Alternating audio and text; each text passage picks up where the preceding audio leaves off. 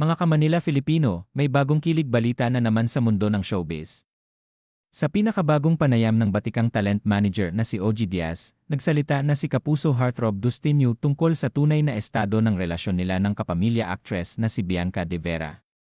Matatandaang naging malapit ang dalawa sa loob ng Pinoy Big Brother Celebrity Collab Edition kung saan nakilala sila ng fans bilang Dusby.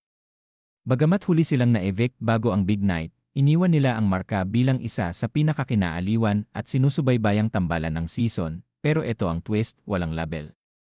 Tama ang narinig ninyo. Ayon kay Dustin, hindi pa sila officially in a relationship, pero hindi rin daw siya nakikipagkita o nakikipag-date sa iba. Sapat na raw sa kanya na makasama si Bianca, at masaya siyang kasama ito sa bawat yugto ng buhay niya ngayon. Ibinahagi rin ni Dustin kung paano naging sandalan niya si Bianca sa loob ng bahay ni Kuya.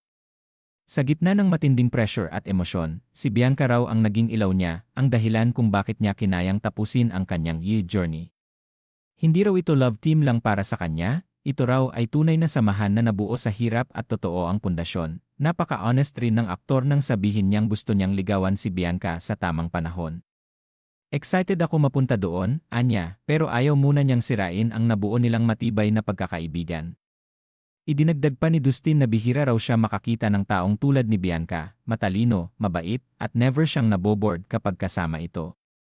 Sa kabila ng pagkakaiba nila ng personalidad, para raw silang yin and yang na bumabalanse sa isa't isa.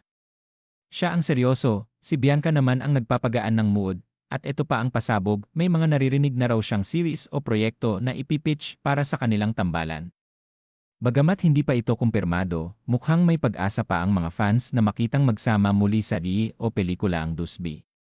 Kaya sa mga patuloy na kinikilig at sumusuporta sa kanila, may pag-asa pa talaga. Ano sa tingin nyo, mga ka-Manila Filipino? May chance ng aba ang friendship turned love ng Dusby?